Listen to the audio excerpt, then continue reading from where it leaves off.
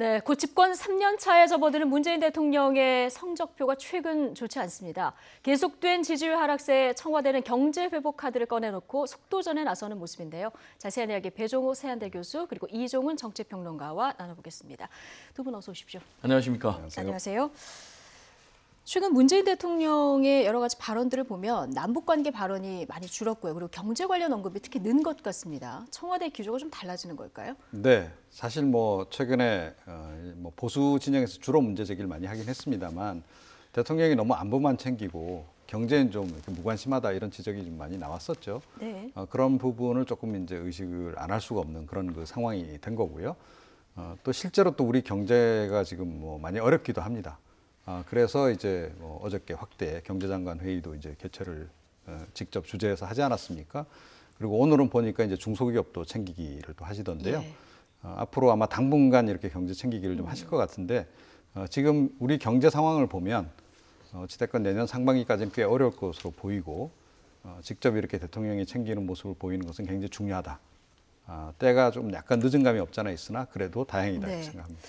고용노동부 업무보고가 얼마 전에 있었는데 최저임금 속도가 너무 빠르냐 솔직하게 답변해달라 이런 질문도 이제 대통령이 했다고 합니다. 네, 분위기가 상당히 열띤 토론으로 이루어졌다 그래요. 예. 말씀하신 대로 최저임금 속도가 너무 빠르냐라고 물어봤고 또 어떻게 생각하느냐 하니까 거기에 있었던 이제 고용노동부 직원이 방향은 맞다. 그런데 좀 찬찬히 살펴봐야 되겠다라고 얘기를 했고요. 또 대통령은 이제 실제로 최저임금이 인상이 돼가지고 일자리가 줄어든 비율이 어느 정도 되느냐라고 얘기하니까 구체적으로 얘기를 못하니까 좀 구체적으로 얘기를 해줬으면 예. 좋겠다라는 주문도 했고 그리고 실제로 실직자들을 좀 만나서 최저임금에 대해서 정확하게 실상을 좀 알아봐 달라 예. 이렇게 주문을 했어요. 저는 이제 대통령이 이렇게 직접 네. 현장의 목소리를 본인이 들으려고 또 그게 맞춰서 경제 정책의 방향을 맞추려고 하는 것은 굉장히 바람직하다. 그리고 사실상 본인 입에서 소득주도 성장, 최저임금에 대해서 속도 조절 얘기가 네. 사실상 나오는 걸로 봐야 되거든요. 그런데 이미 지난 7월에 문재인 대통령이 당초 대통령 후보 시절에 공약을 내세운 게 임기 동안에 본인이 10,000원까지 인상을 하겠다라고 했는데 그게 현실적으로 어렵다라고 예. 했기 때문에 그때 당시에 이미 사실상 최저임금에 대해서는 속도 조절을 나선 건데 지금 아시는 것처럼 계속해서 고용 지표 또 분배 문제가 악화되니까 문재인 대통령이 직접 최저임금 속도 조절에 나선 것 같고요. 네. 지금 그래서 이제 홍남기 경제부총리를 발탁을 했는데 이것도 결국 이제 변화된 환경을 만들겠다.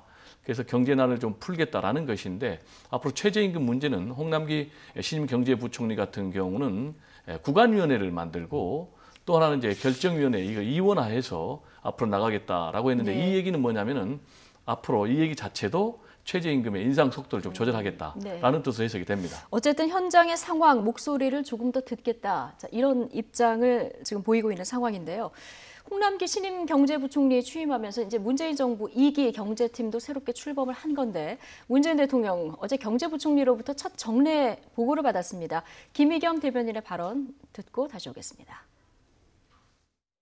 오늘 보고는 예정된 1시간을 훌쩍 넘겨 11시부터 12시 40분까지 100분 동안 이어졌습니다. 부총리로부터 대통령께 격주로 보고할 수 있도록 해달라는 요청을 받고 이를 수락했습니다. 대통령은 격주로 정례 보고를 할 뿐만 아니라 필요하면 그 보고 내용을 국민들에게도 알리자라고 말했습니다. 12월 17일에 대통령이 직접 주재하는 확대 경제장관 회의를 열어 내년도 경제정책 방향을 논의하겠다고 했습니다. 네.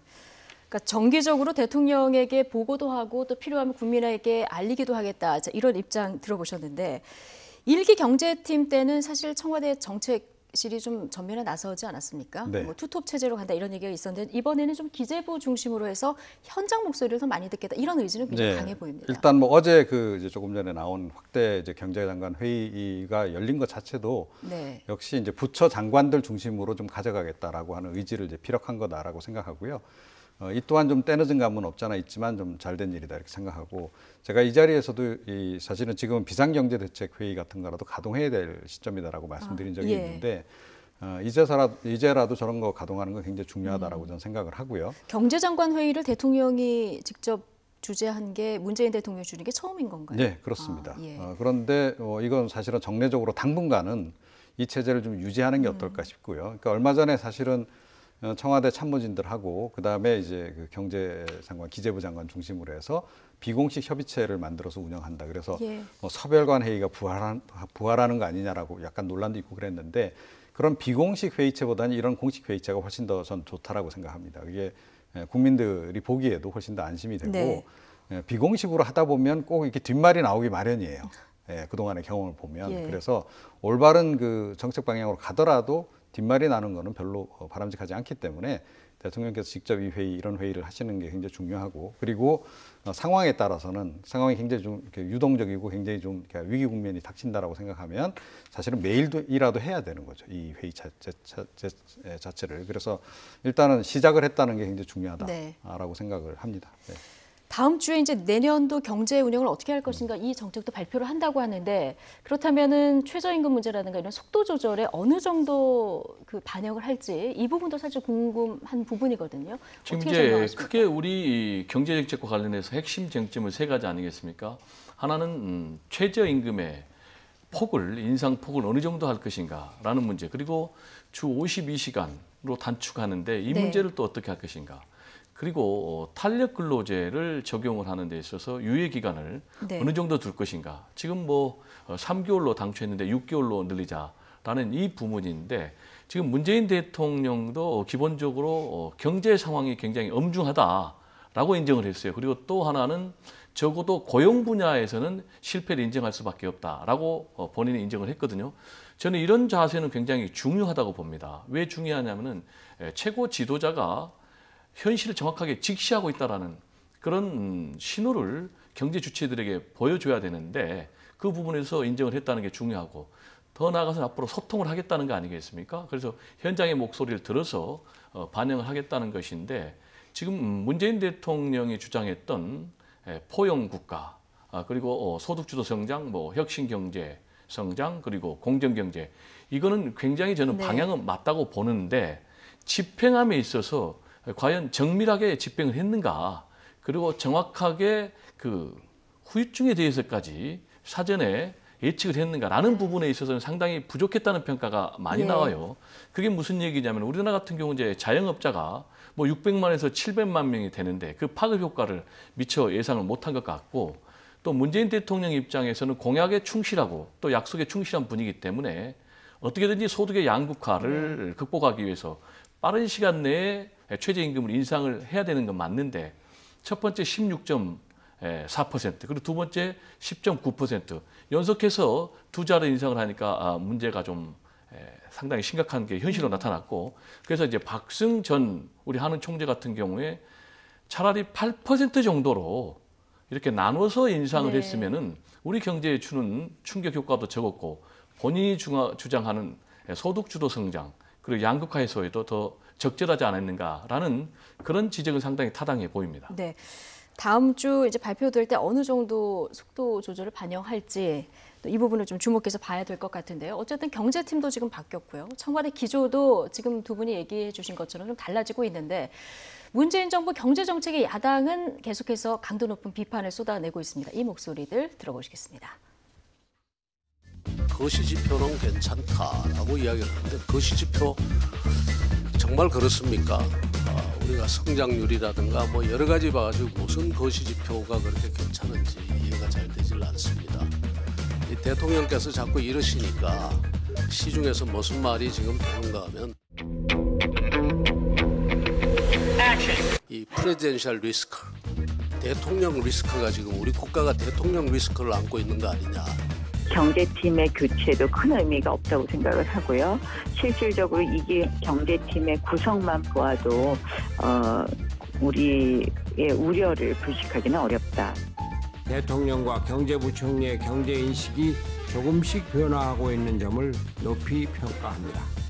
그러나 근본적인 경제 철학이 바뀌지 않으면 각종 대책이 대증요법에 지나지 않게 될 것입니다. 네. 뭐 대통령 리스크 얘기까지 좀 나왔는데요. 어쨌든 마지막에 들어보신 손학규 대표 얘기를 들어보면 일단 인식 변화 자체는 환영한다 이 얘기를 앞서 했지만 철학 자체가 바뀌지 않으면 안 된다 이 주장을 하고 있거든요. 이 부분은 어떻게 보십니까? 네, 그러니까 이제 기본적으로 소득주도 성장론이 문제가 있으니 그걸 이제 포기하는 게 어떻겠느냐라는 얘기를 지금 하시는 거죠. 네. 그 부분까지는 제가 보기에는 뭐 포기가 쉽지 않을 거라고 생각합니다. 그러니까 워낙 국정 철학을 그렇게 기본 기조를 잡았기 때문에 그거를 이제 뭐 없었던 일로 하기는 좀 힘들 것이다라고 생각하고 그런데 최근에 이제 포용 국가를 강조하면서 사실은 방점이 많이 이동을 했죠. 소득 주도에서 사실은 혁신 성장 쪽으로 많이 이동을 한 것이 이제 분명해 보이고 실제로 이제 정책적으로도 그런 쪽으로 이제 많이 반영이 돼가는 모습들이 좀 보이거든요. 그건 일단 긍정적이다라고 이제 생각을 하고요.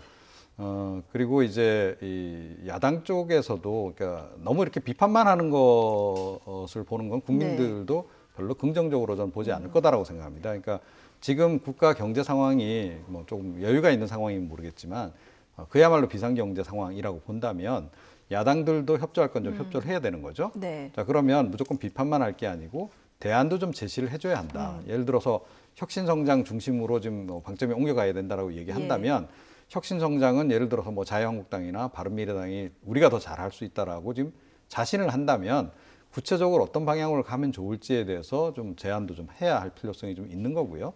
그리고 국회에서 사실은 경제 관련한 그 위원회들도 좀 거의 상시 체제로 좀 운영을 했으면 좋겠어요. 경제 관련한 그런 위원회만이라도 네. 이 임시국회 뭐 이 중간에 좀 비는 기간이 있잖아요. 국회 내에서. 예, 그런 기간에도 그 관련 위원회는 계속 좀 가동을 해서 정부가 비상경제 체제 시스템으로 들어가는 것에 병행해서 함께 움직여주는 게 좀 좋겠다라고 좀 생각을 하고 그리고 이제 어제 했던 그 확대 경제장관 회의 그쪽에 약간 옵저버 자격으로라도 야당을 좀 참여시키는 것도 야당의 이제 정책위가 있지 않습니까? 정책위원회 관계자들을 좀 참여를 시키는 것도 좀 연구해 볼 필요가 있다 이렇게 생각합니다. 네, 지금 야당이 구체적인 비전 대안도 제시해야 되고 지금 경제 상황이 여야 할 것 없이 힘을 모아야 될 때다 뭐 이런 얘기를 지금 해주셨는데 어쨌든 경제 성적표가 나쁘다 보니까 문재인 대통령 지지율이 계속 떨어지는 이런 상황입니다. 오늘 나온 여론조사, 리얼미터 여론조사를 봐도 지금 역대 최저치 48.1%를 기록했거든요. 네, 이제 전반적으로 하락 추세는 계속되고 있는 것은 맞는 것 같아요. 기본적으로 집권 초반에는 어느 정권이나 굉장히 지지율이 높지만은 집권의 시기가 계속 오래 가다 보면 이제 지지율이 떨어진 것이 일반적인 현상인데 지금 뭐 48.1%라고 나와 있거든요. 네. 그래서 역대 최저치라고 하는데 이 48.1%는 상당히 지금 높은 수준의 그런 지지율 아니겠습니까? 그리고 역대 정권하고 비교해도 거의 뭐 제가 볼 때는 가장 높은 수준의 지지율인데 다만 80%가 넘는 그런 지지율에 비교하면은 상대적으로 지금 지지율이 많이 하락한 그런 문제가 있고 특히 중도층에서 긍정평가보다는 부정평가가 더 많다라는 거는 게 굉장히 좋지 않은 사인이죠. 그럼 이제 왜 이렇게 지지율이 하락하고 있는 것인가라는 것과 관련해서는 역시 경제가 좋지 않기 때문에 그리고 민생이 어렵기 때문에 그런 것 같고요. 최근에 뭐 KTX 코레일 열차 탈선 사건이라든지 또 이재수 전 기무사령관의 투신 사망이라든지 그리고 뭐 택시 기사 분신 뭐 이런 문제도 굉장히 좋지 않은 영향을 미친 것 같고요. 특히 이제 이재명 경기도지사와 관련해서 내분 양상 이것도 굉장히 좋지 않은 건데 어쨌든 간에 앞으로 지지율은 크게 제가 볼 때는 반등하기는 좀 어려워 보여요. 왜냐하면 경제 분야에서 뭔가 좀 좋은 결과가 나와야 되는데 하루아침에 나올 것 같지는 않고 그렇지만은 문재인 대통령이 지지율에 연연하기보다는 차라리 지금처럼 솔직하게 경제 분야에 있어서 문제점이 있으면 인정을 하고 대응책을 마련하는 유연한 정책이 좀 필요하다. 그러면은 또 국민들도 그 점에 있어서는 높이 평가를 하지 않겠는가 이런 생각이 듭니다. 네. 지금 뭐 말씀하신 문제들 때문에 대통령 지지율뿐이 아니라 여당 지지율도 지금 빠지고 있는 이런 상황인데요. 결국 문제는 지금 경제 해법을 어떻게 내놓느냐에 따라 지지율이 올라갈지 내려갈지 좀 달라질 것 같습니다. 지금 선거구제 개편 문제 때문에 국회는 뭐 살얼음판인 이런 상황입니다. 바른미래당 손학규 대표, 정의당 이정미 대표의 단식 투쟁 일주일을 넘겼는데요. 단식 농성이 여론의 이목을 집중시키긴 했습니다만 여전히 여야의 합의 도출에는 지금 역부족인 이런 상황입니다. 8일째 접어든 단식 투쟁 차연주 앵커가 전해드립니다. 단식 농성 중인 손학규 바른미래당 대표와 이정미 정의당 대표. 오늘도 찬바닥에서 아침을 맞았습니다. 오늘로 8일째입니다. 손학규 대표, 그동안 다른 정치인들의 단식과 비교를 하면 그래도 상당히 깔끔한 모습인데요. 속사정은 있었습니다. 물과 소금 외에는 아무것도 먹거나 마시지 않고 있습니다. 과일즙이라도 좀 먹어라. 음료를 좀 마셔라. 집에서도 인삼물을 보내오고 정장하고 넥타이 매고 면도도 하고. 왜 저래? 수염도 기르고 주례해서 누워서 앓는 신용이라도 해야지. 저래갖고 단식 효과가 나겠어? 사실 어제부터 몸이 좀 힘들어지고 있는 것이 사실입니다. 최대한 꿋꿋하게 버티도록 하겠습니다. 괴로워지기 시작했지만 꿋꿋하게 버티겠다는 손 대표. 바른미래당 의원들도 대표 홀로 둘 수 없다. 어제부터 2명씩 짝을 지어서 릴레이 동조 단식에 들어갔습니다. 그 첫 번째 타자가 김관영 원내대표와 오신환 사무총장이었는데 어째 김관영 원내대표 일주일 단식한 분보다 모양새가 더 초라해 보이죠. 이런 이유가 있었습니다. 김관영 원내대표가 지금 수염을 기르고 제가 단식을 하는 동안 수염을 깎지 않겠다고. 민주평화당도 지난 11일부터 릴레이 단식에 돌입한 가운데 이해찬 민주당 대표도 나경원 한국당 신임 원내대표도 농성장을 찾아서 달래기에 나섰지만 이분들 마음을 돌리기에는 역부족이었습니다. 정의당 김종대 의원은 이렇게 일갈했습니다. 마지막으로 들어보시죠. 안 되는 이유만 잔뜩 가져와 단식하는 자리에 와서도 염장을 지른단 말입니다. 자, 보십시오. 의원 정수 확대 안 된다. 이거죠.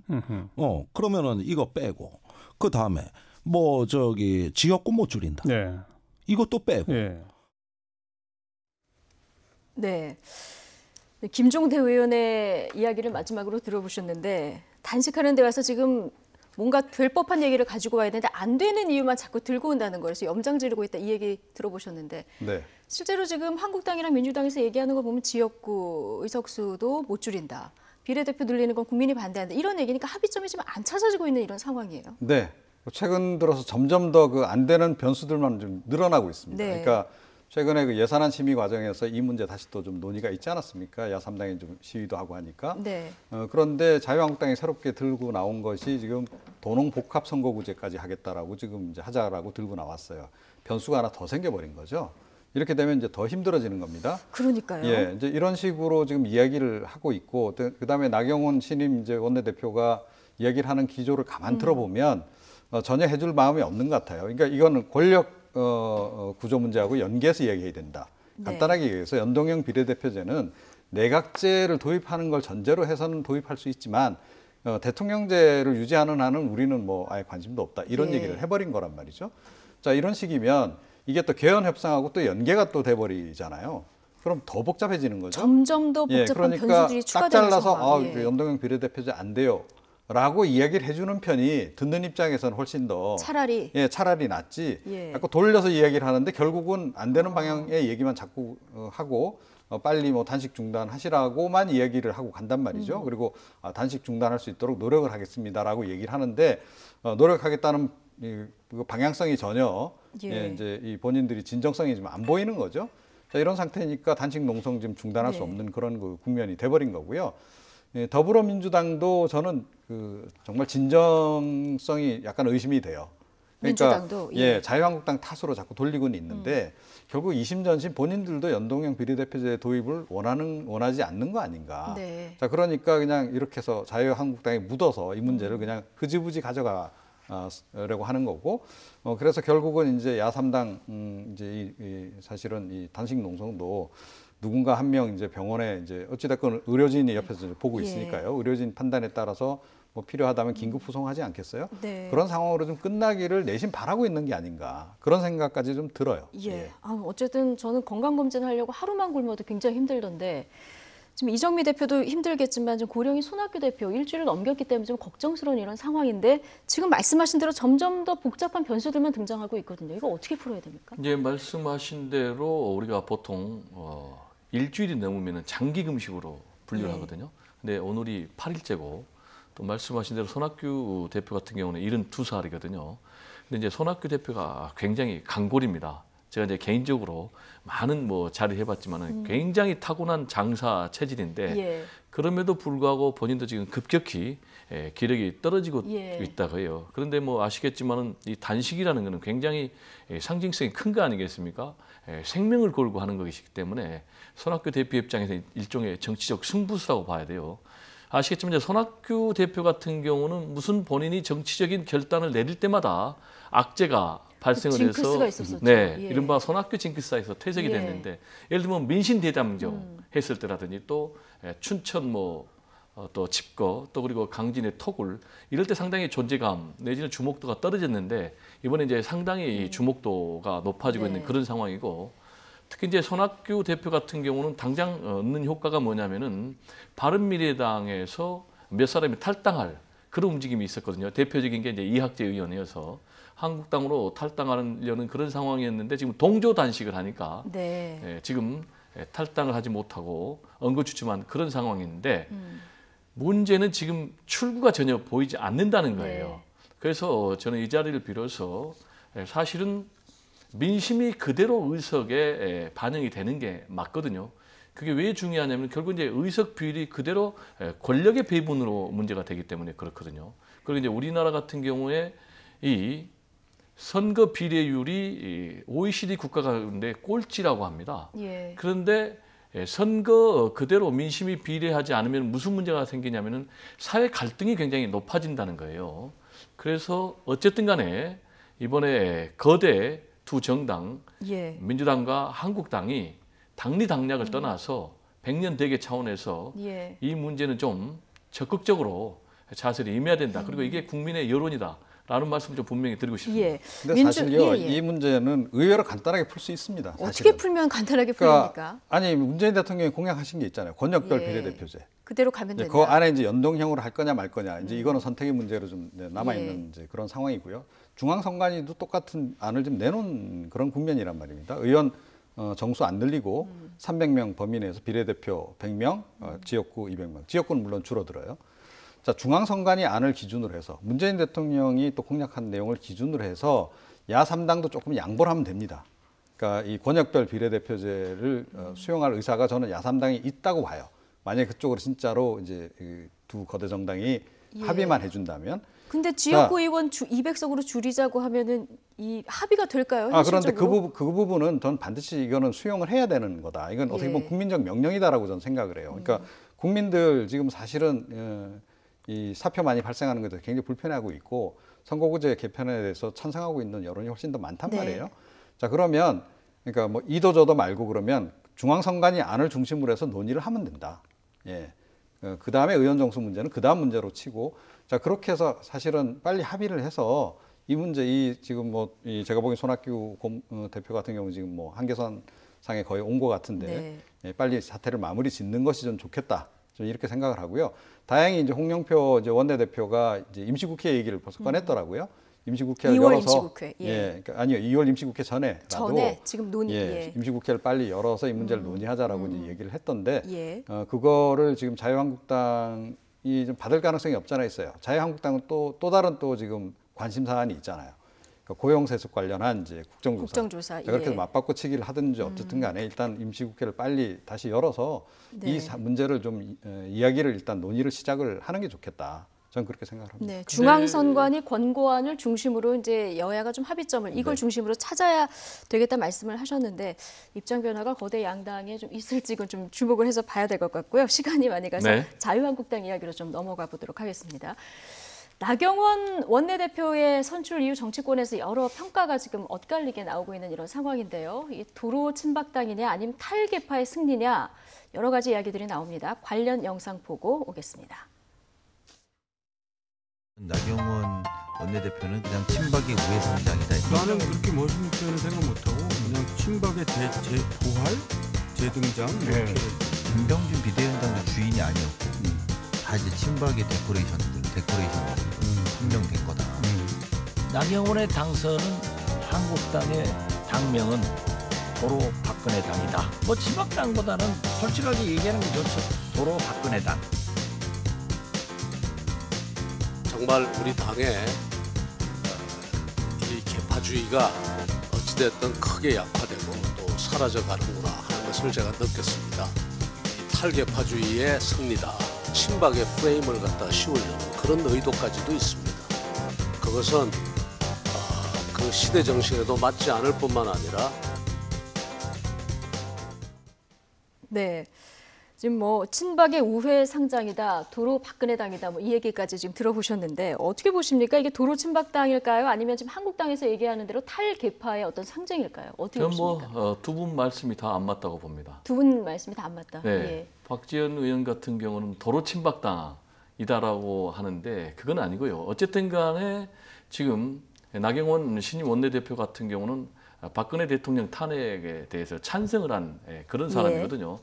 다만 이번 승리를 함에 있어서 친박계 적극적인 전폭적인 그런 지지를 받아서 당선된 건 사실이죠. 네. 그런 측면에서 어떻게 보면은 개파 대결 양상이다라고 말씀을 또 드릴 수가 있어요. 그렇다면은 김병준 비대위원장의 탈개파주의 승리다라는 것도 전혀 안 맞는 얘기죠. 예. 그럼 이제 가장 정확한 평가는 뭐냐? 기본적으로는 친박 대 비박, 잔류파 대 복당파의 개파 대결 구도 양상은 맞습니다.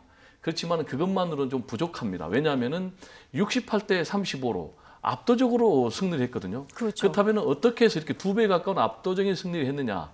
역시 그러면은 초재선 그룹에 보면은 그렇게 양 개파에 적극적으로 개입 안 한 사람도 많이 있거든요. 네. 그런데 그 숫자가 어떻게 되냐면 42명, 초선이 그리고 재선이 32명, 합치면 74명이 되니까 전체 112명이니까 한 70%가 되는데 이분들이 또 적극적으로 지지를 해서 이렇게 압도적인 승리를 했다. 그러면은 앞으로 나경원 원내대표를 어떤 방향으로 가야 네. 되느냐? 도로 친박당으로 가면 안 되죠. 그러면은 결국은 개파주의에 함몰돼서 한국당의 미래는 없고요.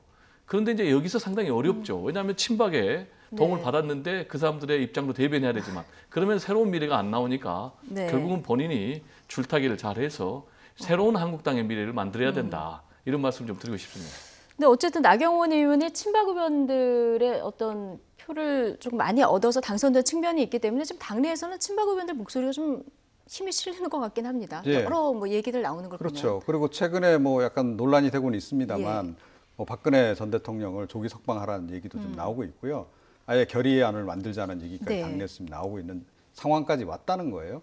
제가 보기에는 김병준 비대위원장도 이번에 뭐 혁신 과정을 통해서 뭐 인적 쇄신을 대대적으로 할 것처럼 이렇게 선언을 했으나 네. 실제로는 개파 간에 약간 나눠먹기식이 될 가능성이 굉장히 높다. 예. 자, 그래서 저는 사실은 도로 친박당 쪽에 저는 오히려 좀 이제 그쪽이 훨씬 더 지금 이제 지수가 높아졌다라고 저는 생각을 해요. 그러니까 100% 지금 친박당으로 이제 되돌아간 건 아닌데 예. 제가 보기엔 거의 70% 내지 80% 정도는 이번에 갔다. 재충전한 상태가 예. 아닌가. 그래서 차기 전당대회를 보면 알겠으나 차기 전당대회에서 아마 지금 복당파들이 당권을 쥐기가 좀 굉장히 어려워진 거 아닌가 이렇게 생각을 합니다. 예. 네. 아까 표 계산을 잠시 해주셨는데 이번 원내대표 선거에서 김학용 의원이 35표 받지 않았습니까? 이게 비박 의원들 탈당할 때 결의했던 그 숫자하고 같은 숫자라고 해요. 그렇습니다. 공교롭게도 이제 그 숫자 말씀하신 대로 탄핵 찬성했던 그 비박의 표가 그대로 일치가 된 그런 상황인데 어쨌든 간에 최대치가 결집이 됐는데 그럼에도 불구하고 패배를 했어요.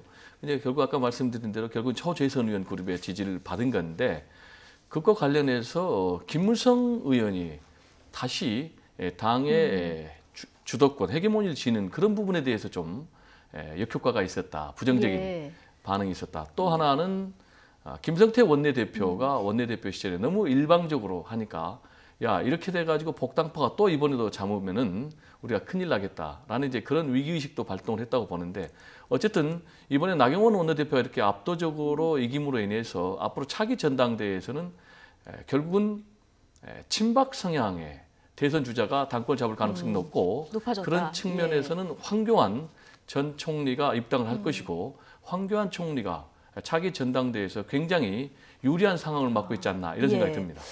그렇군요. 하나만 지금 마지막으로 또 여쭤보겠습니다. 한국당에서 나경원 원내대표 같은 경우는 뭐 조원진부터 안철수까지 다 통합이 가능하다. 이렇게 통합을 하자. 반문재인 다 모여라. 이런 얘기를 하고 있지 않습니까?